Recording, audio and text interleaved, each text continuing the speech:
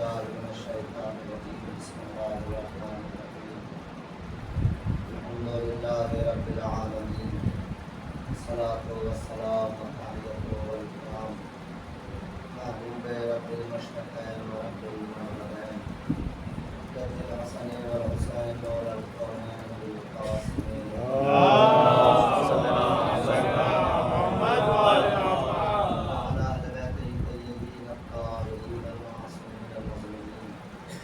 ورحمة الله على أعدائهم أجمعين من يومنا هذا إلى قيام يوم الدين أما بعد بسم الله الرحمن الرحيم لا يستوي أصحاب النار وأصحاب الجنة أصحاب الجنة هم الفائزون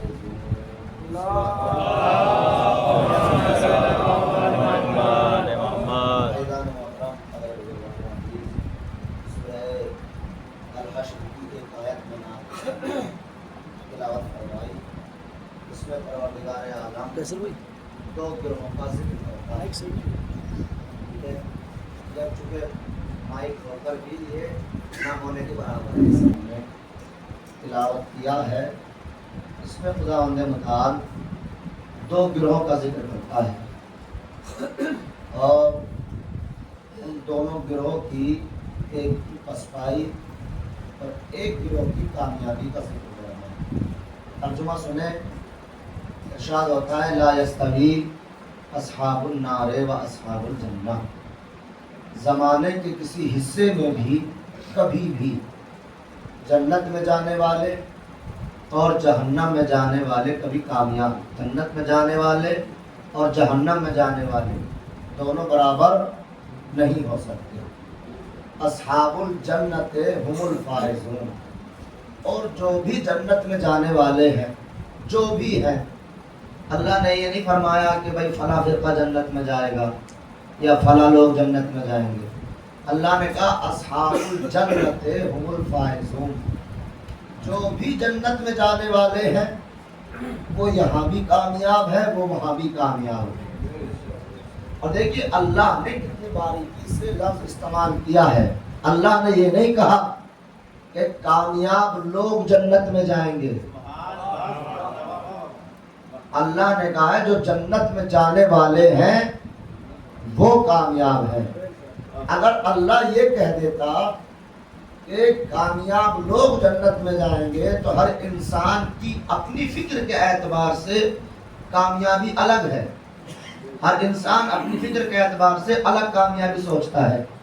کسی انسان کی فکر یہ ہے کہ مال جمع کرو تاکہ کامیاب ہو جاؤ. اب اس کو اس سے غرض نہیں ہے کہ حلال ہے کہ حرام ہے, اس کو جمع کرنا ہے. تمہیدی کلمات نیا توجہ چاہتا ہوں. اگر دولت کامیابی کی علامت ہوتی تو دنیا میں سب سے کامیاب انسان شداد ہوتا. شداد ہوتا. لیکن دولت کامیابی کی علامت نہیں ہے.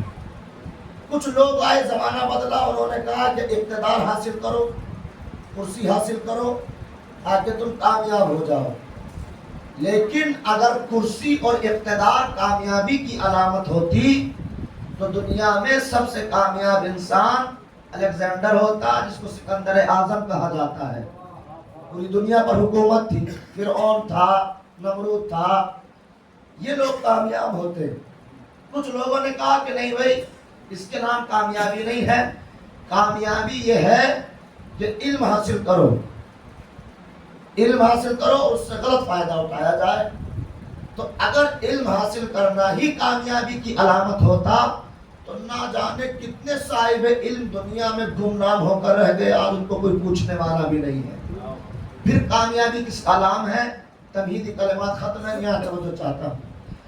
بچہ پیدا بعد میں ہوتا ہے, اس کی کامیابی کے چرچے پہلے ہونے لگتے ہیں. ہم اس کو ڈاکٹر بنائیں گے, انجینئر بنائیں گے تاکہ کامیاب ہو جائے, کامیاب ہو جائے. ایک انسان اپنی پوری زندگی اسی میں گزار دیتا ہے کہ اس کو ایک کامیاب انسان بننا ہے, کامیاب انسان بننا ہے, کامیاب انسان بننا ہے. لیکن ذرا وقت مرگ آدمی سے معلوم کرو کیا تم کامیاب ہوئے؟ تو وہ یہی کہے گا کہ میں کامیاب نہیں ہوا ہوں. اس کا مطلب کامیابی نہ دولت کا نام ہے, نہ اقتدار کا نام ہے, نا علم حاصل کر لینے کا نام ہے، پھر کس چیز کا نام ہے کامیابی؟ آئیے کامیابی بتائی ہمیں امیر المومنین نے، علی ابن ابی طالب نے۔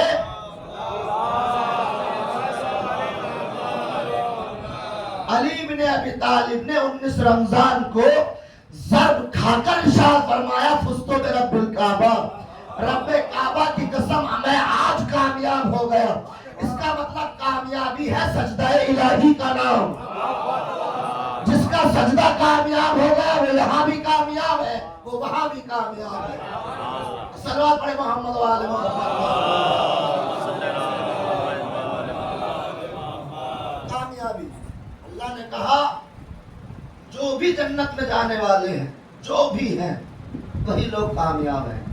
توجہ اعزان محترم، دنیا میں جس قدر بھی مخلوقات ہیں، جس قدر بھی ہیں، تمام مخلوقات اللہ ہی سے طلب کرتی ہے۔ یا ایک لفظ بدل دیتا ہوں میں، آپ تک اگر پہنچ جائے، کائنات کی ہر ذی روح، ہر ذی روح اسی سے طلب کرتی ہے اور اسی سے مانگتی بھی۔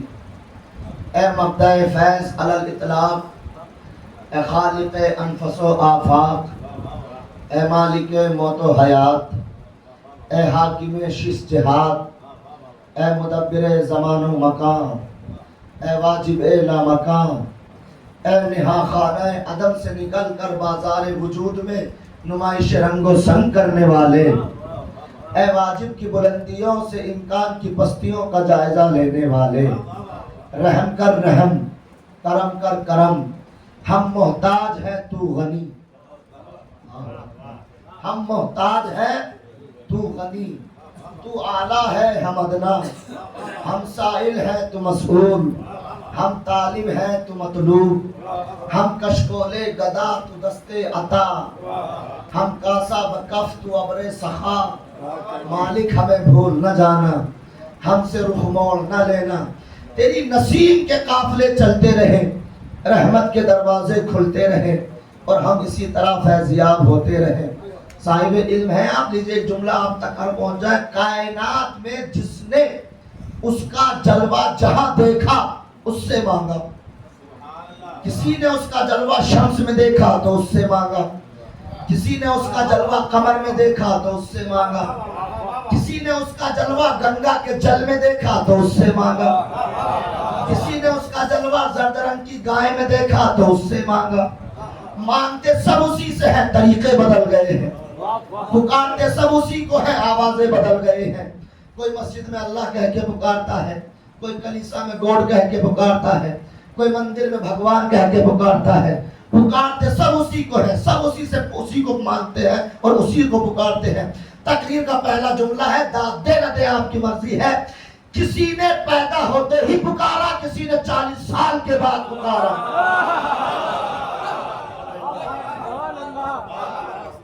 کسی نے پیدا ہوتے ہی پکارا اور کسی نے 40 سال کے بعد پکارا۔ اب یہ تو میں نے کہہ دیا تھا کہ تقریر کا پہلا جملہ اس لیے آپ بولے، ورنہ جملے تک گہرائی تک پہنچے آپ بھی نہیں۔ ایک صلوات پڑھے محمد والے۔ اب یہ 40 سال کے بعد پکارنے والا کون تھا؟ جو آپ سمجھ رہے ہو، میں بیان نہیں کر رہا، اور جو میں بیان کر رہا ہوں وہاں پہنچے نہیں یہ بھی تھا۔ فرعون 40 سال کے بعد جب موسیٰ کا تعاقب کرتے ہوئے، پیچھا کرتے ہوئے دریائے نیل کے سینٹر میں پہنچا درمیان میں، تو وہ دریائے نیل کی موجیں جو دیواریں بن کر کھڑی ہوئی تھی آپس میں گلے ملنے لگی۔ کم سے کم ہمیں دریائے نیل کی موجوں سے، پھر ایک جملہ دے رہا ہوں تقریر کا، کم سے کم ہمیں دریائے نیل کی موجوں سے اتنا سبق لے لینا چاہیے کہ جب کبھی مشترکہ دشمن سے لڑنا ہو تو بچھڑے ہوئے گلے مل جاؤ۔ محمد والے محمد۔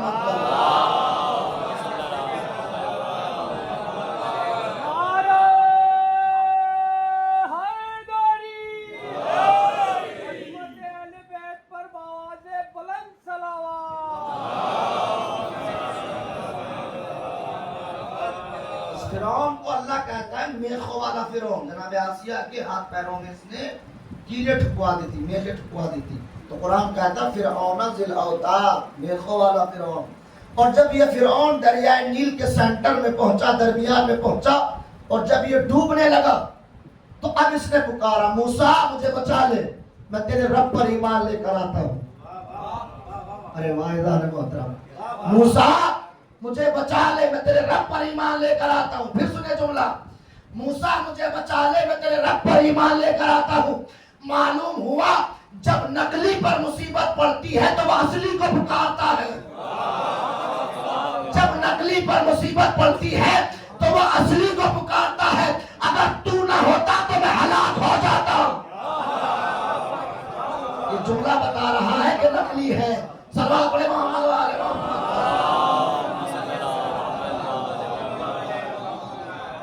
ان اللہ بعبادہ لخبیر بصیر. بے شک اللہ انسان کی ہر حرکت و سکنات کو سن بھی رہا ہے اور اسے دیکھ بھی رہا ہے. لیجیے ایک تفسیر نور الثقلین کی ایک روایت ہے، وہ میں بیان کروں آپ کی خدمت میں اسی موضوع کے متعلق. حالانکہ بہت آیات ہیں، میں تقریباً 25 سے 26 آیات اس پر پڑھ سکتا ہوں اسی موضوع پر، توحید پر، تقریباً 25 سے 26. ارشاد ہوتا ہے کہ جب اللہ دیکھ رہا ہے، جب زلیخا یوسف کا ہاتھ پکڑ کر حجرہ در حجرہ اور 7 حجروں کے اندر پہنچی اور ارادہ بد لے کر آگے بڑھی، ارادہ بد لے کر آگے بڑھی، تو یوسف نے دیکھا کہ زلیخا نے ایک چادر کو اٹھایا، ایک کپڑے کو اٹھایا، فَأَلْقَى عَلَى صَنَمِ ثَوْبًا، اور اس بت کے اوپر ڈال دیا جو اس کے کمرے میں لگا ہوا تھا. اس کے کمرے میں، اس کے حجرے میں جو بت لگا ہوا تھا اس کے اوپر ڈال دیا.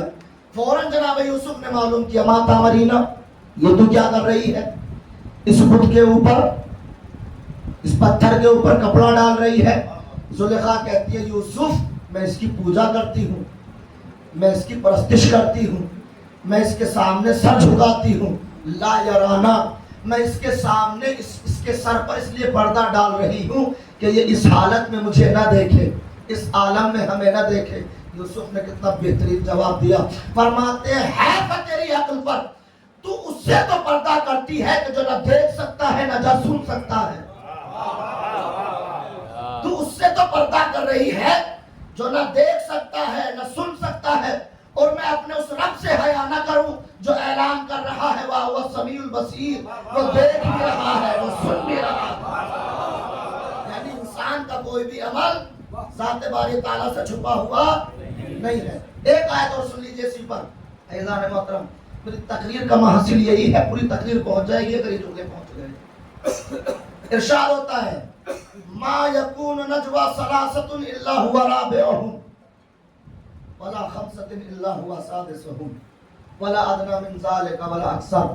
اے گروہ انسان سنو، جہاں تم 3 آدمی بیٹھ کر آپس میں گفتگو کرتے ہو اور پھر ایک دوسرے سے یہ کہتے ہو ذرا دیکھو تو صحیح کوئی ہماری بات سن تو نہیں رہا ہے.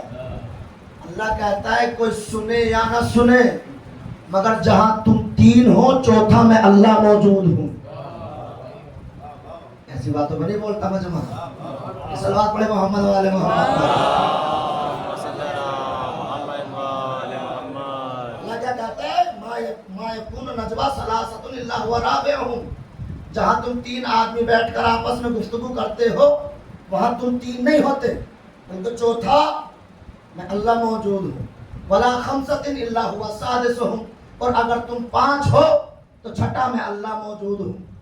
ولا ادنى من ذلك ولا اکثر، اس سے کم ہو یا اس سے زیادہ ہو، لیکن میں اللہ تمہارے درمیان موجود ہوں، تمہیں دیکھ رہا ہوں، تمہارے عمل کو سن رہا ہوں. کوئی بھی انسان جب گناہ کرتا ہے تو کیا سوچتا ہے؟ فلاں نہ دیکھ لے، فلاں نہ دیکھ لے، ورنہ پورے معاشرے میں بدنامی ہو جائے گی، ورنہ پورے معاشرے کو پتہ چل جائے گا، فلاں نہ دیکھے، فلاں نہ دیکھے. اور پاگل بیوقوف انسان جس سے چھپانا چاہیے تھا وہ تو دیکھ رہا ہے، وہ تو کہہ رہا ہے ان اللہ بعبادہ لخبیر بصیر. میں اللہ دیکھ بھی رہا ہوں اور میں سن بھی رہا ہوں. اب آ جائیے اصل موضوع کی طرف. یہاں تک بات پہنچی اللہ دیکھ رہا ہے، معلوم دیکھ رہا ہے نا، بول رہی ہے تھوڑا تھوڑا سا دیکھ رہا ہے؟ تو آیا اللہ بھی دیکھنے کے لیے اسی طرح آنکھوں کی احتیاط رکھتا ہے؟ جیسے ہم آنکھوں کے ذریعے دیکھتے ہیں کہ اللہ بھی آنکھوں کی احتیاط رکھتا ہے؟ ہمارا عقیدہ بالتوحید سب سے پہلا یہی ہے کہ اللہ جسم و جسمانیت سے مبرہ و منزہ ہے۔ اچھا یہ بتائیے دیکھنا کام کس کا ہے؟ دیکھنا کام کس کا ہے؟ آنکھ کا؟ لیکن نہیں، دیکھنا کام آنکھ کا نہیں ہے۔ ہم نے بڑی موٹی موٹی آنکھوں والے دیکھے، تو ذرا شانے سے شانہ ٹکرایا، ہم نے پکار کر کہا میاں صاحب زیادہ دیکھ کر نہیں چلتے۔ اس نے پکار کر کہا شیخ علی صاحب خفا نہ ہو، برہم نہ ہو، بیچارہ آنکھیں تو رکھتا ہے مگر بے نور ہے۔ معلوم ہوا دیکھنا کام آنکھ کا نہیں ہے، دیکھنا کام ہے نور کا، دیکھنا کام ہے نور کا۔ پھر سنے جملہ، دیکھنا کام ہے نور کا، اور اللہ کہتا ہے وَجَعَلْنَا لَهُ نُورًا يَمْشِي بِهِ النَّاسُ، ہم نے انسان کے لیے ایک نور بنایا ہے جس کے واسطے سے، جس کے وسیلے سے انسان راہ چلتا ہے، راستہ چلتا ہے۔ معلوم ہوا راہ چلانے والا نور ہوتا ہے۔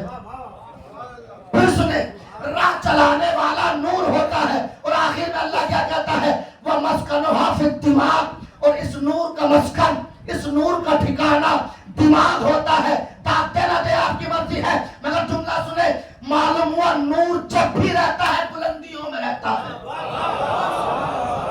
نور کبھی پستیوں میں نہیں رہتا، نور ہمیشہ بلندیوں میں رہتا ہے۔ وَمَسْكَنُهَا فِي الدِّمَاغِ، اس نور کا مسکن، اس نور کا ٹھکانہ دماغ ہوتا ہے۔ تو جب اللہ جسم و جسمانیت سے مبرہ و منزہ ہے، کتاب کا نام عیون و اخبار الرضا، امام ارشاد فرماتے ہیں العین شہمۃ وہو السواد وہو البیاض، یہ آنکھ جو ہے یہ چربی کا ٹکڑا ہے، اس میں سیاہی بھی ہے سفیدی بھی ہے۔ دیکھنا کام نہ سیاہی کا ہے نہ سفیدی کا ہے، بلکہ دیکھنا کام ہے نور کا۔ تو اللہ جسم نہیں رکھتا، سب کا عقیدہ ہے، تمام شیعہ کا عقیدہ اللہ جسم نہیں رکھتا۔ لیجیے اب جب ہم یہ کہتے ہیں کہ اللہ جسم نہیں رکھتا، تو ہم شیعہ حضرات کا بچہ بچپن سے یہ عقیدہ لے کر اٹھتا ہے کہ علی وجہ اللہ ہے۔ دیکھا نا امام علی کا نام آتے پہلے جملے بھی کیسے بولے آپ، بچپن سے یہ عقیدہ لے کر اٹھتا ہے کہ علی وجہ اللہ ہے۔ کرو وجہ اللہ کا ترجمہ، اللہ کا چہرہ۔ تو ابھی تو آپ نے کہا اللہ جسم نہیں رکھتا، ابھی تو آپ نے کہا اللہ جسم و جسمانیت سے مبرہ و منزہ ہے، اور پھر ہم یہ کہتے ہیں کہ علی وجہ اللہ ہے، علی عین اللہ ہے، علی ید اللہ ہے۔ اللہ اکبر۔ سنت دیکھیے یہ سکتہ جو ہے ایک جملے میں ٹوٹ جائے گا، اگر میں کہہ دوں تو یہی تقریر ختم کر دوں، اور اسی تقریر کو بڑھا دوں تو 1.5 گھنٹہ پڑھ دوں اسی موضوع پر۔ ایک صرف ہمارا عقیدہ نہیں ہے، مسلمانوں کے خلیفہ دوم یہ عقیدہ رکھ کر گئے کہ علی وجہ اللہ ہے۔ خلیفہ دوم اس دنیا سے جب گئے تو ان کا یہ عقیدہ تھا کہ علی وجہ اللہ ہے۔ اب وہ کیا ہے؟ دوران طواف ایک انسان ناموس مسلمین کو نظر بد سے دیکھنے لگا، علی کا ہاتھ اٹھا اور ایسا تماچا رسید کیا کہ کھانے والے کو تاریخ یاد آ گئی کہ علی نے ایک تماچا کسی کے بچپنے میں مارا تھا، وہ بھی کھا کر بھاگا اور یہ بھی کھا کر نکلا، اور خلیفہ دوم کے پاس پہنچا، دلیل سنے، اور جا کر کہا مجھے انصاف چاہیے، کہ واقعہ بیان کرو۔ اس نے واقعہ بیان کیا، انہوں نے کہا ضربک علی حق، علی نے جو تجھے تماچا مارا ہے حق مارا ہے۔ کمال یہ نہیں ہے کہ مارا ہے، کمال یہ کہہ کون رہا ہے۔ ارے بھائی ضربک علی حق، علی نے جو تجھے تماچا مارا ہے وہ حق مارا ہے۔ برابر والے تڑپے، انہوں نے معلوم کیا حضور آپ نے علی کو بلایا نہیں، علی سے سوال نہیں کیا، علی کا جواب سنا نہیں ہے آپ نے علی کے حق میں فیصلہ سنا دیا۔ خلیفہ دوم کہتے بے وقوف، تجھے اس حرکت کو کرتے ہوئے اس آنکھ نے دیکھا ہے جو اللہ کی آنکھوں میں سے ایک آنکھ ہے۔ اللہ کی آنکھوں میں سے ایک آنکھ ہے. اب آ جائیے تھوڑی سی علمی گفتگو کی طرف. لفظ وجہن کے عربی لغت میں 70 معنی ہے. کتنے معنی ہے؟ 70. ہر معنی پر علی کو پرکھ کر دیکھو. ہر معنی اپنی جگہ پکار کر کہے گا کہ علی کل بھی وجہ اللہ تھے اور علی آج بھی وجہ اللہ ہے. لفظ وجہن کا پہلا معنی سنیں. لفظ وجہن کا ایک معنی ہے سید، سردار ہونا. لفظ وجہن کا ایک معنی ہے سید، سردار ہونا. کسی قوم کا سردار ہونا اور بات ہے، کسی قبیلے کا سردار ہونا اور بات ہے، کسی گاؤں کا سردار ہونا اور بات ہے، لیکن جوانان جنت کے سرداروں کا سردار ہونا یہ علی کا مقام ہے. لفظ وجہن کے ایک معنی ہے باب، دروازہ. لفظ وجہن کے ایک معنی ہے باب، دروازہ. کسی مسجد کا دروازہ ہونا اور بات ہے، کسی امام بارگاہ کا دروازہ ہونا اور بات ہے، کسی عام گاؤں یا شہر کا دروازہ ہونا اور بات ہے، لیکن شہر علم کا دروازہ ہونا یہ علی کا کمال ہے. توجہ ہے ذات محترم. لفظ وجہن کے ایک معنی ہے کعبہ. پیغمبر نے فرمایا یا علی انت مثل الکعبہ، اے علی آپ کی مثال کعبے کی طرح ہے. لفظ وجہن کے ایک معنی کیا ہے؟ کعبہ. اب یہاں رک جائیے، روایت پڑھنا ہے ذات محترم اور کہہ کے داد لوں گا آپ کو یہاں پر ٹھہرا کر. لفظ وجہن کے ایک معنی کعبہ. کتاب کا نام سیرت محمد عربی پالن حقانی کی کتاب ہے. اہل سنت کے بہت بڑے عالم ہیں پالن حقانی، ان کی کتاب ہے سیرت محمد عربی. انہوں نے جہاں پر فتح مکہ کا بیان لکھا ہے اسی کے حاشیے پر اس روایت کو نقل کیا ہے. فتح مکہ کے بیان کے پاس کتاب کا نام سیرت محمد عربی پالن حقانی کی. کیول اتنا ہے کہ پیغمبر اسلام نے فتح مکہ کے موقع پر جناب بلال کو بلایا. لفظ وجہن کے ایک معنی ہے کعبہ. بلال کو بلایا اور بلال کو بلانے کے بعد کہتے ہیں بلال کعبے کی چھت پر چڑھ جاؤ. بلال غلاف خانہ کعبہ کو پکڑ کر کعبے کی چھت پر چڑھ گئے. پیغمبر کہتے ہیں بلال اذان کہو. بلال خاموش ہو گئے. پیغمبر پھر کہتے ہیں بلال میں تمہیں حکم دیتا ہوں اذان کہو. بلال پھر خاموش ہو گئے. پیغمبر کہتے ہیں بلال میں اللہ کا نبی جو سو رہا ہے جاگ جائے. اللہ کے نبی میں بلال میں اللہ کا نبی تمہیں حکم دے رہا ہوں اذان کہو. بلال کہتے ہیں اللہ کے نبی میں کیا کروں، میں حیران و پریشان ہوں. کہ وہ کیوں؟ کہ اللہ کے نبی جب میں سینہ زمین پر کھڑا ہو کر اذان کہتا ہوں تو آپ کہتے ہو بلال اپنا چہرہ کر کعبے کی طرف. ایسے نہیں پڑھوں گا اذان محترم. جب میں سینہ زمین پر کھڑا ہو کر اذان کہتا ہوں تو بلال اللہ کے نبی آپ کہتے ہو بلال اپنا چہرہ کر کعبے کی طرف. اللہ کے نبی اب میں کھڑا ہوں کعبے کی چھت پر. اب میں کھڑا ہوں کعبے کی چھت پر. میری سمجھ میں نہیں آتا کہ میں اپنا چہرہ کدھر کروں. میری سمجھ میں نہیں آتا میں اپنا چہرہ کدھر کروں. پیغمبر فرماتے ہیں بلال یہ بھی کوئی سوچنے کی بات ہے، یہ بھی کوئی فکر کرنے کا مقام ہے. کہ وہ کیوں اللہ کے نبی؟ کہ وہ دیکھو دور وہ پتھر پر کون کھڑا ہوا ہے؟ کہ وہ تو علی کھڑے ہوئے ہیں. کہ بلال سوچتے کیا ہو؟ علی کو دیکھتے جاؤ اذان کہتے چلے.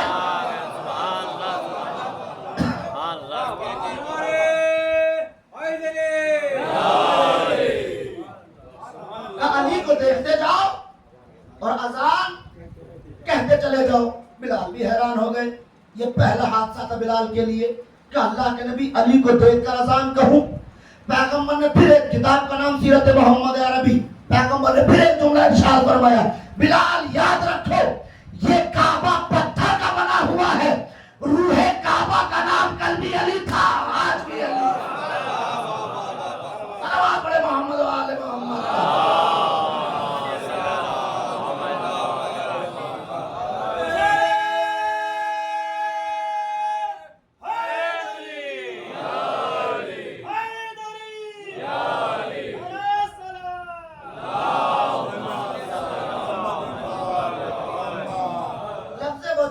معنی ہے کعبہ، لفظ وجہ کے ایک معنی ہے آمنے سامنے، یعنی کائنات کی کوئی شے جس کے لیے کوئی پوشیدہ نہ ہو، ہر شے اس کے سامنے ہو. اور یہی امام کی کوالٹی بھی ہوتی ہے. اللہ جس کو امامت عطا کرتا ہے اس کو کائنات کی ہر شے کا علم عطا کرتا ہے. قرآن مجید کہتا ہے وَكُلَّ شَيْءٍ أَحْصَيْنَاهُ فِي إِمَامٍ مُبِينٍ، ہم نے کائنات کی ہر شے کے علم کو امام مبین کے اندر رکھ دیا ہے.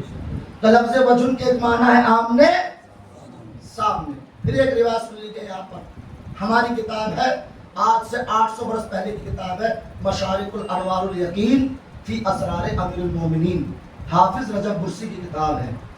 آج سے 800 برس پہلے لکھی گئی کتاب مشارق الانوار الیقین فی اسرار امیر المومنین. اردو میں بھی موجود ہے، انٹرنیٹ میں مل جائے گی، فارسی میں بھی ہے اور عربی میں بھی ہے. میں عربی کتاب کی عبارت پڑھتا ہوں کہ لفظ وجہ کے ایک معنی کیا ہے آمنے سامنے. لکھتے ہیں حافظ رجا برسی کہ جب علی کی ماں جناب فاطمہ الزہرا فاطمہ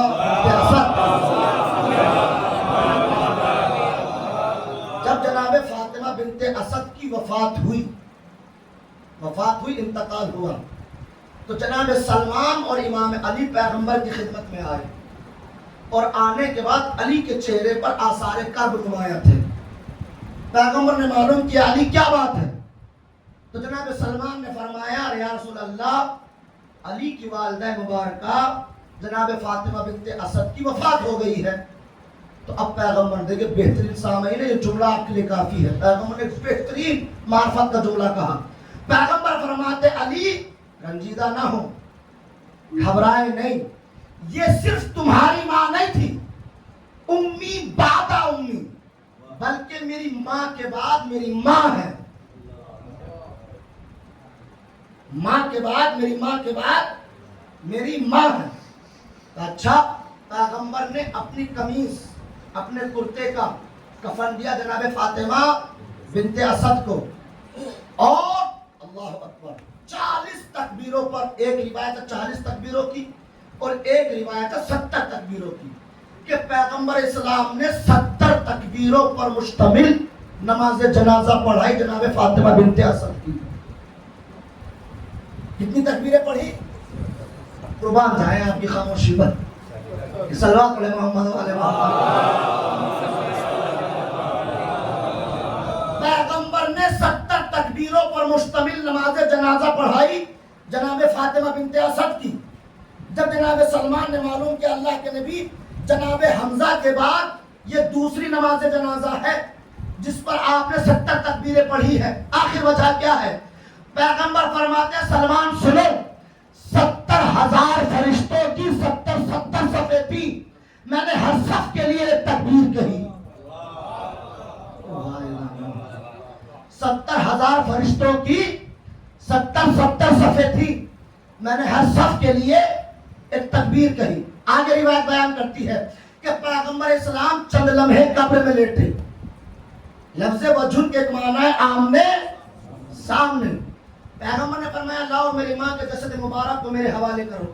پیغمبر نے جناب فاطمہ کے جسد مبارک کو قبر کے اندر رکھا، اور جب قبر کو برابر کر دیا گیا تو پیغمبر اپنے 2 زانو ہو کر یعنی گھٹنوں کو موڑ کر قبر کے اوپر بیٹھ گئے، اور بیٹھ کر ارشاد فرماتے ہیں صدقت امی، میری ماں آپ نے سچ کہا. پھر کہتے ہیں صدقت امی، میری ماں آپ نے سچ کہا. پھر کہتے ہیں صدقت امی، میری ماں آپ نے سچ کہا. آخر میں اللہ کے نبی کہتے ہیں قولی اما، کہہ دو اما، کہہ دو. جناب سلمان آگے بڑھے، آگے بڑھ کر ارشاد فرماتے ہیں اللہ کے نبی کسی قبر پر آپ نے اس سے پہلے ایسا عمل انجام نہیں دیا. آخر وجہ کیا ہے؟ ایک مرتبہ پیغمبر فرماتے ہیں اللہ اکبر، توجہ، پیغمبر فرماتے ہیں سنو سلمان، جب میری ماں کی قبر کو برابر کر دیا گیا تو منکر و نکیر اور مبشر و بشیر آئے. آ کر انہوں نے میری ماں سے سوال کیا بتاؤ من دینوں کے، تمہارا دین کیا ہے؟ میری ماں نے کہا دینی اسلام، میرا دین اسلام ہے. میں نے کہا صدقت امی، میری ماں آپ نے سچ کہا. پھر میری ماں سے سوال کیا گیا بتا نبیوں کے تمہارا نبی کون ہے؟ تو میری ماں نے کہا نبی محمد، میرا نبی محمد ہے۔ میں نے کہا صدقت امی، میری ماں آپ نے سچ کہا۔ پھر میری ماں سے سوال کیا گیا بتاؤ من کتابوں کے تمہاری کتاب کیا ہے؟ تو میری ماں نے کہا کتابی قرآن، میری کتاب قرآن ہے۔ میں نے کہا صدقت امی۔ آخر میں میری ماں سے سوال کیا گیا بتاؤ من اماموں کے، ارے واہ ظالم ہوتا، من اماموں کے تمہارا امام کون ہے؟ تو میری ماں خاموش ہو گئی اور سوچنے لگی کہ ہے تو میرا بیٹا۔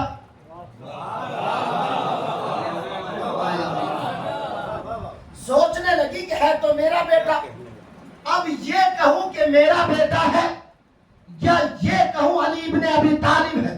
تو پیغمبر کہتے ہیں کہ میں اپنی ماں سے کہہ رہا تھا قولی اماں، کہہ دو آپ کی مرضی ہے۔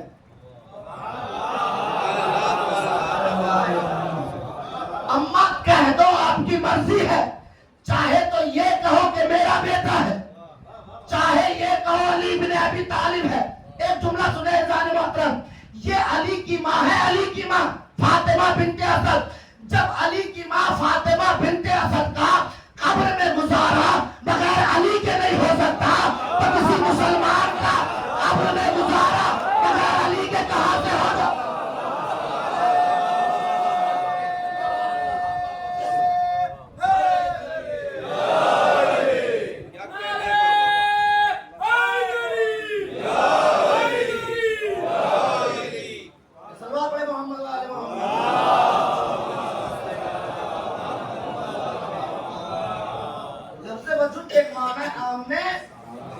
سامنے لفظ وجہن کے ایک معنی ہے چہرہ، یہ چہرہ۔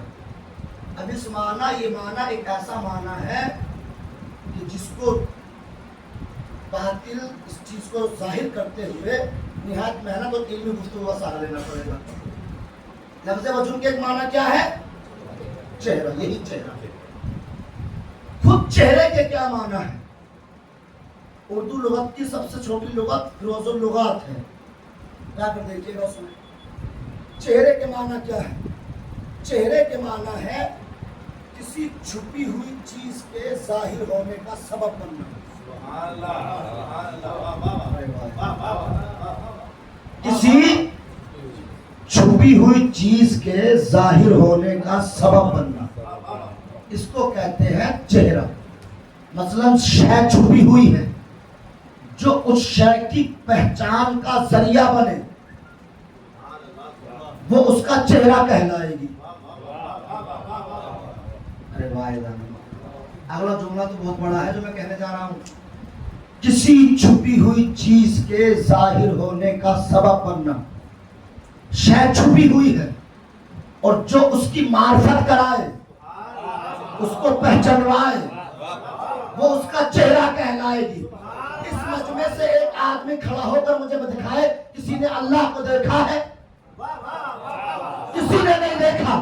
اللہ تو سماعت ہی سماعت ہے، کائنات نے سنا ہے کہ وہ ہے، دیکھا کسی نے نہیں۔ اور اگر جملہ پہنچ جائے تو بولیے گا قریب اتنا ہے کہ شہرت سے زیادہ قریب ہے، اور دور اتنا ہے کہ آنکھوں سے اوجھل ہے۔ کائنات نے سنا ہے کہ وہ ہے، لیکن کہاں ہے کسی کو پتا نہیں ہے، ہر جگہ ہے۔ جو اس کی معرفت کا ذریعہ بنے وہ اس کا چہرہ کہلائے گا۔ صلوات پڑھیں محمد والے محمد۔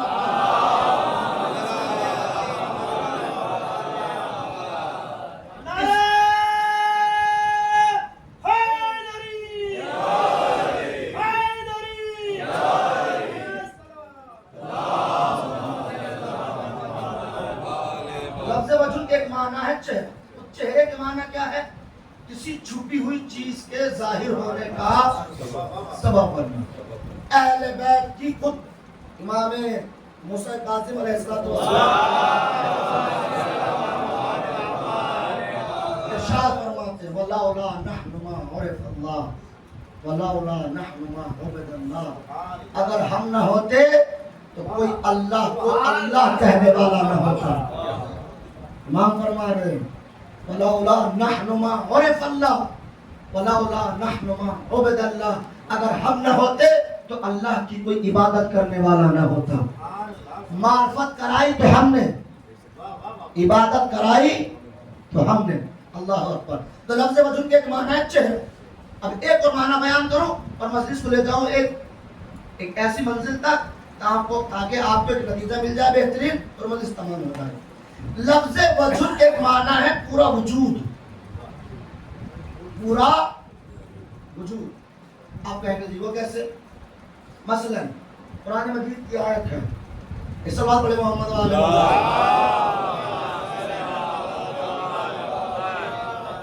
قد نرى تقلب وجهك في السماء ولا نولينك قبلة ترضاها فول وجهك شطر المسجد الحرام. یہ آیت نازل کب ہوئی؟ اس کی شان نزول سن لیجیے. نماز ظہر کی پہلی رکعت کا رکوع تھا یا دوسری رکعت کا رکوع تھا، یہ ایک الگ بحث ہے. کچھ علماء نے لکھا ہے نماز ظہر کی پہلی رکعت کا رکوع اور کچھ علماء نے لکھا ہے نماز ظہر کی دوسری رکعت کا رکوع. رکوع کا عالم تھا پہلی رکعت کا تھا یا دوسری رکعت کا تھا، یہ علماء کی بحث ہے. مگر رکوع کے عالم میں پیغمبر اسلام پر آیت نازل ہوئی.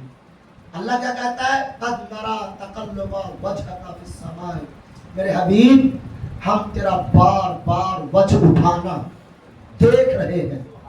تو زبان سے کچھ نہیں کہتا مگر ہم تیرے دل کی آواز کو جانتے ہیں. پیغمبر نماز پڑھ رہے تھے بیت المقدس کی طرف رخ کر کر. نماز ظہر کی پہلی رکعت کا یا دوسری رکعت کا رکوع تھا. تو آیت نازل ہوئی فول وجهك شطر المسجد الحرام، میرے حبیب اپنے وجہ کو پھیر دے. اب یہ وجہ کے معنی چہرہ نہیں ہے، پورا وجود ہے. مثلا ایک مثال دے دوں بات آسان ہو جائے گی، بچوں کی بھی سمجھ میں آ جائے گا. دور پڑھے محمد والے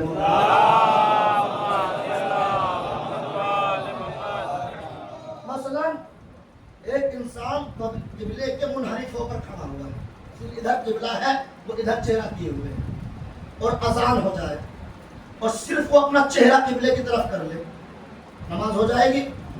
نہیں ہوگی. جب تک پورا وجود، قبلے کا معنی ہے کہ آپ کا سینہ قبلے کی طرف ہو، بالکل چہرے کے ساتھ ساتھ آپ کا سینہ بھی قبلے کی طرف ہو. تو اب پیغمبر کھڑے ہوئے تھے بیت المقدس کی طرف رک کر نماز پڑھ رہے تھے.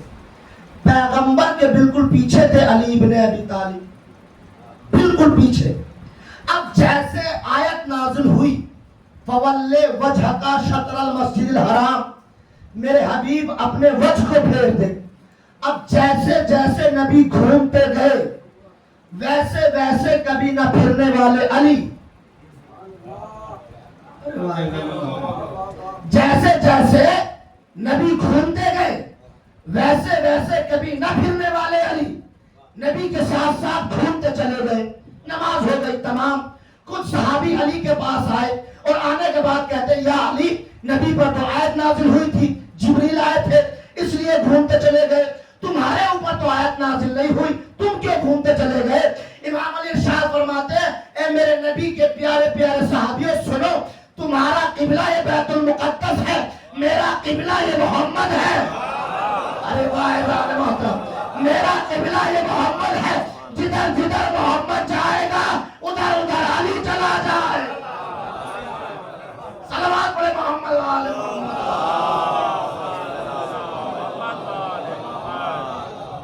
ایک اور درود پڑھے محمد والے محمد.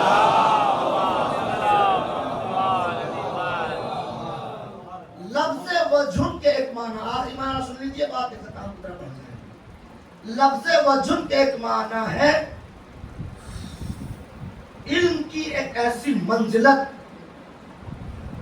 جس کا علم صرف اور صرف اللہ کا عطا کردہ ہو. اس نے اپنے علم کے لیے کسی کے سامنے ضامن ادب طے نہ کیا ہو. کیا ایک جملہ کہہ دوں، سخت ہے بغیر تشریح کے سمجھ میں بھی نہیں آئے گا، کچھ کی سمجھ میں آ جائے گا. اگر 2 3 5 12 کے سمجھ میں آ گیا تشریح میں نہیں جاؤں گا. علم کی 2 قسمیں ہیں، ایک علم کسبی اور ایک علم وہبی. علم کسبی اور علم وہبی کیا؟ جو لکھ کر، پڑھ کر، رٹ کر جو علم حاصل کیا جائے اس علم کو کہا جاتا ہے علم کسبی. اور جو اللہ کی طرف سے عطا کردہ ہو وہ علم ہوتا ہے، علم وحبی، یعنی لفظ وجہن کے ایک معنی یوں سمجھ لیجئے کہ جو علم وحبی کا مالک ہو، اس نے اپنے علم کے لیے کسی کے سامنے ذات میں ادب طے نہ کیا ہو۔ یہی وجہ ہے کہ علی نے اپنی زندگی میں 70,000 مرتبہ دعوی سلونی کیا۔ اور دیکھیں کمال کیا ہے علی کے کردار کا، اللہ اکبر، جب تک پیغمبر زندہ رہے ایک بھی دعویٰ نہیں کیا، اور جیسے ہی پیغمبر اس دنیا سے گئے 70,000 مرتبہ دعوی سلونی کیا۔ پوچھو جو مجھ سے پوچھنا چاہتے ہو، پوچھو جو مجھ سے پوچھنا چاہتے ہو، علی اور اولاد علی کے علاوہ کسی نے دعوی سلونی نہیں کیا۔ ہاں ایک شخص گزرا ہے، کتاب کا نام ہے تاریخ مدینہ دمشق، اس کو تاریخ بغداد بھی کہا جاتا ہے، اس کی پہلی جلد ہے، اس میں ایک شخص گزرا ہے مقاتل بن سلیمان، تھکے تو نہیں ہے؟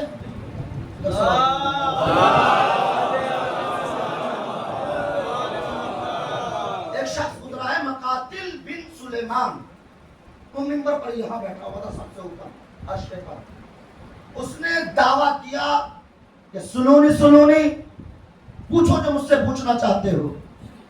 اب تاریخ بغداد اہل سنت کی کتاب ہے، ہماری نہیں ہے، وہ لکھتے ہیں کہ اسی مجمع میں کوئی علی کا چاہنے والا بیٹھا ہوا تھا، علی سے محبت رکھنے والا، فوراً کھڑا ہو گیا اور کھڑا ہو کر کہتا ہے مقاتل بن سلیمان تجھے معلوم ہے یہ دعویٰ کس کا ہے؟ کہا کس کا دعویٰ ہے؟ کہا ہاں جانتا ہوں۔ کہا کس کا دعویٰ ہے؟ کہا علی بن ابی طالب کا دعویٰ ہے۔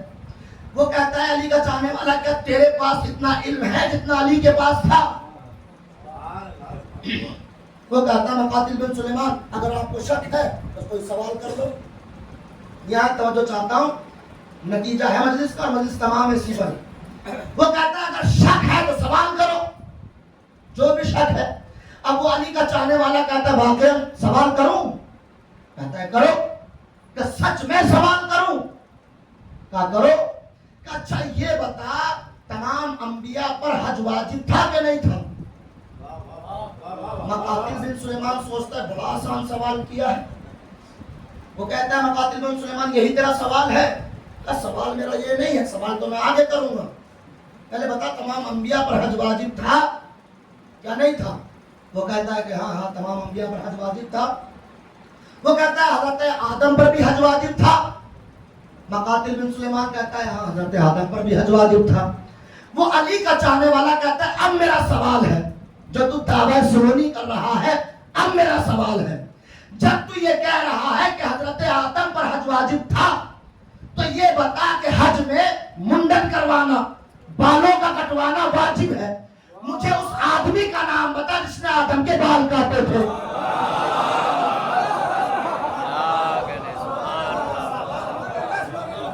اللہ پڑھے محمد والے محمد۔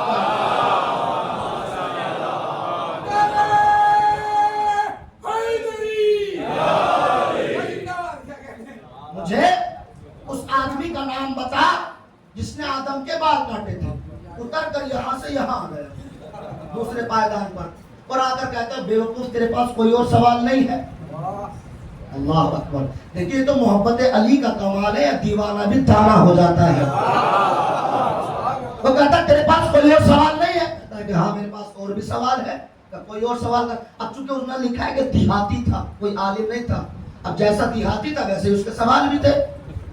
وہ کہتا ہے میرا دوسرا سوال یہ ہے کہ اصحاب کہف کے ساتھ ایک نجس العین جانور بھی تھا، کہاں تھا؟ کہ اس کا رنگ بتا، رنگ کیسا تھا؟ اب جیسے ہی رنگ پوچھا دوسرے پائیدان کو چھوڑ کر پہلے پائیدان پر آ گیا منبر پر، اور آ کر کہتا ہے بیوقوف تیرے پاس کوئی اور سوال نہیں ہے؟ وہ علی کا چاہنے والا کہتا ہے کہ ہاں میرے پاس اور بھی سوال ہے، کہ کوئی اور سوال کر۔ وہ کہتا ہے کہ میرا تیسرا سوال یہ ہے، مجھے یہ بتا کہ چیونٹی کی اڈلیاں اس کے اگلے حصے میں ہوتی ہے پچھلے حصے میں؟ اللہ اکبر۔ نہایت توجہ چاہتا ہوں اذان محترم، دیکھ کر جو دیواروں سے لگے بیٹھے ہیں ان سے بھی خصوصی توجہ۔ منبر کو چھوڑ کر زمین پر کھڑا ہو گیا، اور زمین پر کھڑا ہو کر ایک جملہ کہا اس نے، مقاتل بن سلیمان نے، اور کھڑا ہو کر کہتا ہے اللہ نے تجھے یہاں بھیجا ہی مجھے ذلیل کرنے کے لیے ہے۔ اللہ اکبر، اللہ اکبر۔ اللہ نے تجھے یہاں بھیجا ہی مجھے ذلیل کرنے کے لیے ہے. اس کا مطلب یہ ہے کہ علی اور اولاد علی کے مقابلے پر جو بھی آیا کل بھی ذلیل ہوا تھا، آج بھی ذلیل.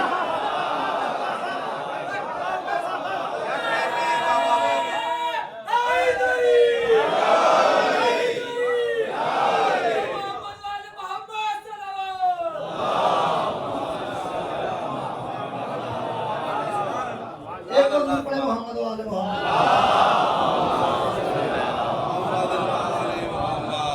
تو دعویٰ سنونی علی اور اولاد علی کے لیے آپ کس نے نہیں کیا؟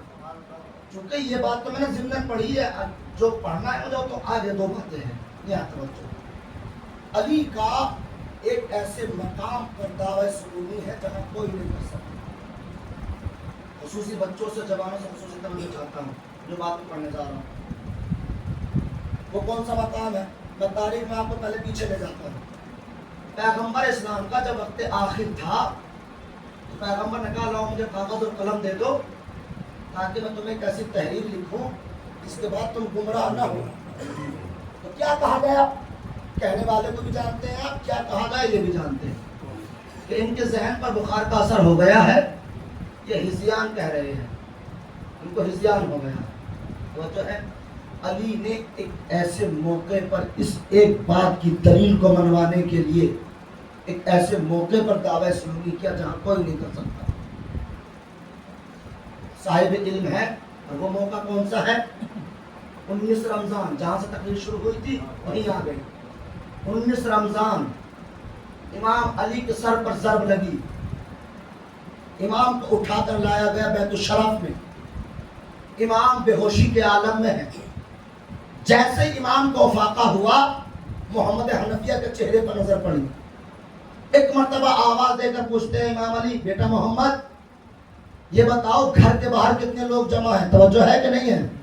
اس سے پہلے میں نے آپ سے نہیں کہا توجہ فرمائیے گا، توجہ فرمائیے گا، مگر میں یہاں پر کہہ رہا ہوں آپ سے توجہ رکھیے گا اور پھر توجہ رکھیے گا. کہا بیٹا محمد گھر کے باہر کتنے لوگ جمع ہیں؟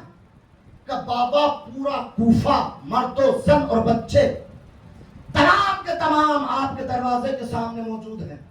ایک مرتبہ امام علی فرماتے ہیں بیٹا محمد جاؤ اور جا کر کہو کہ میرے بابا نے کہا ہے سلونی سلونی قبل ان تفقدونی، پوچھو جو مجھ سے پوچھنا چاہتے ہو. جناب محمد حنفیہ کہتے بابا آپ کے سر پر تلوار لگی ہے، حکیم کا کہنا ہے کہ زہر کا اثر دماغ تک پہنچ گیا ہے اور آپ ایسے موقع پر دعویٰ سلونی کر رہے ہیں. امام علی کا جملہ سنیں، امام علی فرماتے ہیں بیٹا محمد یہی تو وقت ہے.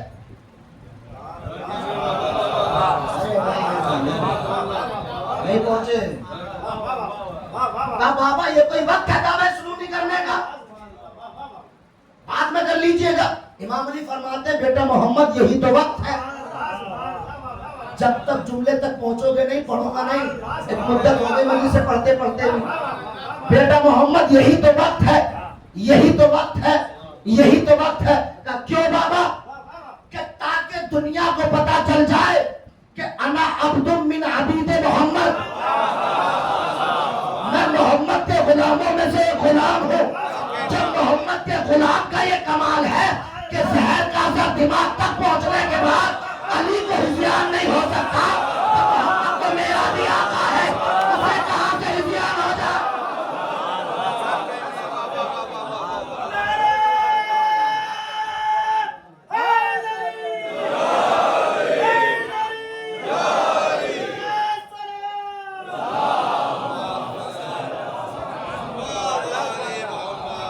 تفسیر تسنیم میں آیت اللہ جواہر عاملی کی کتاب ہے تفسیر تسنیم، اس کی جلد نمبر 5 میں امام حسین علیہ السلام کے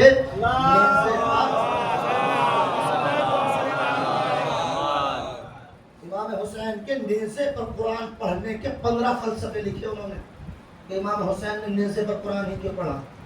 اب دیکھیے میں اگر رنگ خطابت میں آ کر پڑھوں اس بیان کو اور میری آواز تھوڑا سا اور مائیگر اور بہتر ہوتا تو میں آپ کو بتاتا کہ کیا مقام امام حسین علیہ السلام کا. جو انسان لفظ بولتا ہے ایک، جا کر پوچھئے گا ماہرین سے، ایک لفظ بولنے کے لیے کتنی چیزیں استعمال میں آتی ہیں. ایک لفظ جب انسان بولتا ہے اس کے پھیپھڑوں میں ہوا بھرتی ہے، سب سے پہلے، اور یہ ہوا اٹھ کر جوف سے ٹکراتی ہے، اور یہ جوف پھر زبان کو آمادہ کرتا ہے بولنے کے لیے، اور پھر زبان لبے کو آمادہ کرتی ہے، تب جا کر ایک لفظ بولا جاتا ہے۔ کتنی چیزیں ملتی ہیں، ہوا پھیپھڑوں میں بھرتی ہے، یہ ہوا پھر جوف سے ٹکراتی ہے، جوف زبان کو آمادہ کرتا ہے، زبان لبے کو آمادہ کرتے ہیں، تب جا کر ایک لفظ بولا جاتا ہے۔ ایک لفظ، توجہ ہے ذرا محترم، میرے مولا حسین آپ کی عظمت کو سلام، جسم کربلا میں پڑا ہوا ہے، حسین نیزے پر بول رہے ہیں۔ حسین کا نہیں ہے، 15 فلسفے لکھے جاوید آمنی نے، کیا حسین نیزے پر قرآن پڑھ رہے ہیں؟ کیوں پڑھا؟ یہ ایک لفظ کہہ دیتا ہوں، پھر وارث قرآن نے حفاظ قرآن کے سامنے قرآن پڑھا۔ وارث قرآن نے، آخری بات ہے، وارث قرآن نے، گھنٹہ گزر گیا مجھے پڑھتے ہوئے، وارث قرآن نے حفاظ قرآن کے سامنے قرآن پڑھا۔ اب وارث قرآن ہے حسین، حافظ اور وارث میں فرق ہے۔ سبحان اللہ۔ آپ کہیں گے حافظ اور وارث میں کیا فرق ہے؟ سنیں، مثلا دہرادون میں میرے قاری قرآن ہے، حافظ ہے، بہترین لب و لہجے میں قرآن پڑھنے والے ہیں، مگر ایک قرآن پڑھنے کے وہ 10,000 روپے لیتے ہیں۔ میں نے 10,000 روپے لیے، حافظ صاحب کے گھر پہنچ گیا، جا کر دیکھا تو بھیڑ لگی ہوئی تھی، حافظ صاحب بستر پر پڑے ہوئے تھے۔ میں نے جا کر کہا حافظ صاحب قرآن کی ایک آیت سنا دیجئے، نہیں سنائے، کہا 10 کے بدلے 20 لے لیجئے، مگر بولتے ہی نہیں ہے، کہا 50 لے لیجئے، مگر بولتے ہی نہیں ہے۔ کسی نے برابر سے کہا شیر علی صاحب آپ دیوانے ہو گئے ہیں، کہا کیوں؟ کہ اب یہ بول نہیں سکتے، اب یہ بول نہیں سکتے، کہا کیوں؟ کہ اس لیے کہ ان کی روح ان کے جسم سے نکل چکی ہے۔ معلوم ہوا حافظ اس وقت تک قرآن پڑھ سکتا ہے جب تک اس کی روح اس کے جسم میں موجود ہو۔ حافظ صرف اس وقت تک قرآن پڑھ سکتا ہے جب تک اس کی روح اس کے جسم میں موجود ہو، مگر وارث کا کمال یہ ہے کہ سر کٹا کر بھی نو کے نیزہ پر بول کر بتاتا ہے کہ حافظ اور ہوتا ہے، وارث اور ہوتا ہے۔ صلوات پڑھے محمد والے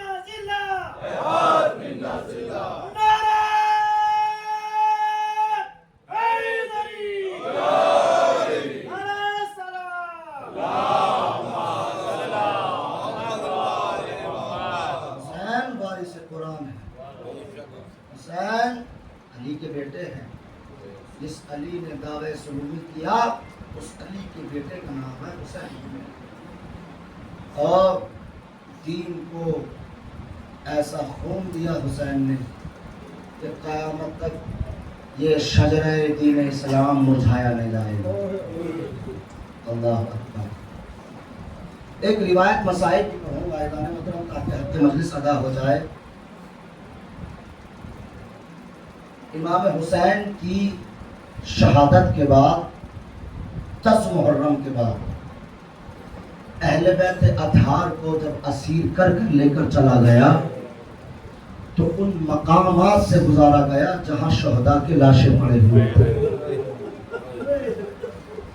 یزیدی فوج نے اپنے تمام مقتولوں کے لاشوں کو اٹھا کر دفن کر دیا تھا، مگر ہائے فاطمہ کے لام کا لاشا بے گور و کفن میدان کربلا میں پڑا ہوا۔ اللہ اکبر۔ امام حسین علیہ السلام ایک دن جناب زینب تفسیر قرآن کا درس دے رہی تھی۔ امام حسین وہاں سے گزرے تو دیکھتے کیا ہے کہ مالک اشتر کی بیٹی ریحانہ جناب زینب سے تفسیر قرآن کا درس لے رہی ہے۔ امام حسین نے اجازت لی تو داخل ہوئے، جا کر ریحانہ نے سلام کیا، امام نے جواب سلام دیا۔ ایک مرتبہ امام حسین ارشاد فرماتے ہیں ریحانہ میں تمہیں ایک خوشخبری دیتا ہوں، تو مولا بیان کریں۔ کہ ریحانہ تمہاری شادی کے بعد ایک دن حسین تمہارا مہمان ہوگا۔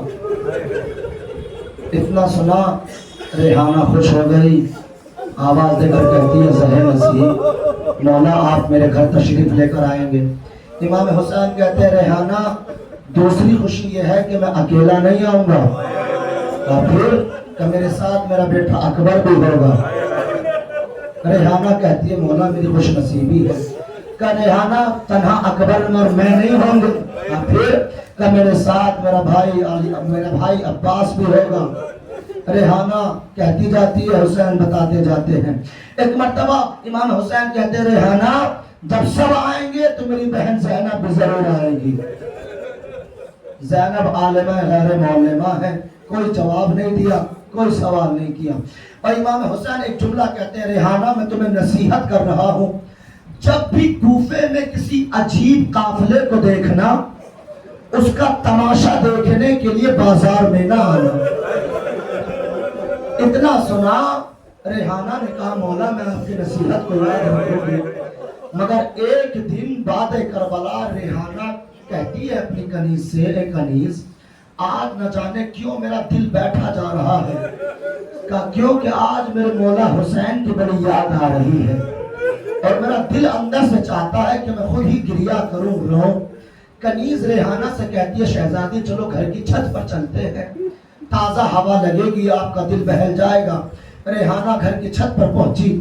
اب جو ریحانہ گھر کی چھت پر پہنچی دیکھتی کیا ہے کہ دور سے کچھ سر ہیں جو نیزے پر لگے ہوئے، سروں کو آتا ہوا دیکھا، سب سے آگے علی اکبر کا سر تھا۔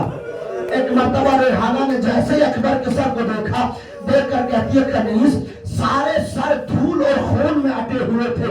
ایک مرتبہ ریحانہ کہتی ہے کنیز مجھے اس سر کو دیکھ کر اکبر کی یاد آتی ہے۔ اتنا کہنا تھا، کنیز کہتی ہے شہزادی اکبر کو جا یہ باقی کو جا، ایک ایک سر کو دیکھتی جاتی ہے۔ ریحانہ کہتی جاتی ہے ایک سر کو دیکھ کر کہتی ہے اے کنیز مجھے اس سر کو دیکھ کر اپنے آقا حسین کی یاد آتی ہے۔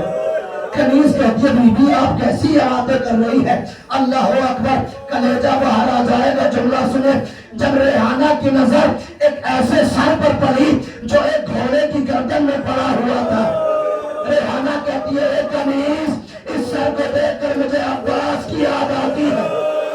اب ریحانہ سے برداشت نہ ہوا، چادر کو اوڑھا بازار میں آئی۔ آنے کے بعد دیکھتی کیا ہے کہ ایک بیمار ہے، ہاتھوں میں ہتھکڑیاں، پیروں میں بیڑیاں، گلے میں خاردار توک ہے۔ جا کر ریحانہ کہتی ہے السلام علیکم ایھا الغریب، اے غریب تجھ پر میرا سلام۔ اتنا سنا سید سجاد نے کہا اے بہن ریحانہ تجھ پر بھی میرا سلام۔ ایک مرتبہ ریحانہ تڑپ گئی اور تڑپ کر کہتی ہے ارے مجھے سید سجاد کے علاوہ کسی نے بہن کہہ کے نہیں پکارا، مگر سید سجاد نے کوئی جواب نہ دیا۔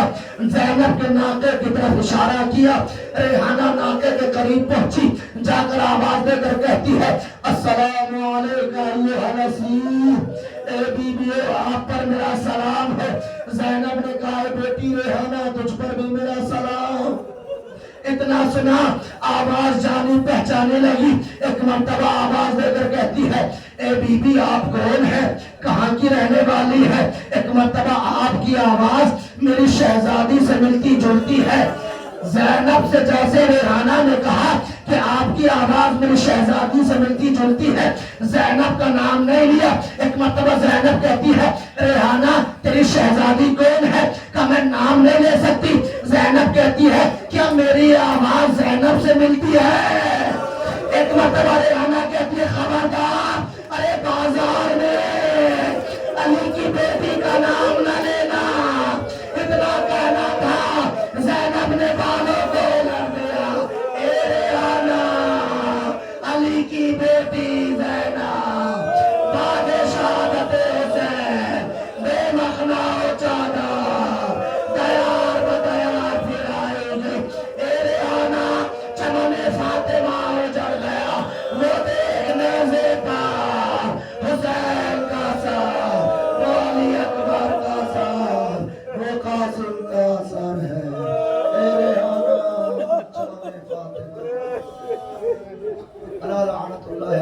الظالمين وسيعلم الذين ظلموا أي يوم ينقلبون ہمارے رات جو واسطہ محمد والے محمد کا جب ہم نے پریشان حال کی پریشانی کو دور فرما ہمارے رات جو واسطہ محمد والے محمد کا بانیان مجلس کی تمام نیک حاجات کو پورا فرما ہمارے رات جو واسطہ محمد والے محمد کا جتنے بھی سامعین مجلس میں شریک ہوئے ہیں پروردگار ان کی حفاظت فرما ان کے مال و اسباب میں ترقی عطا فرما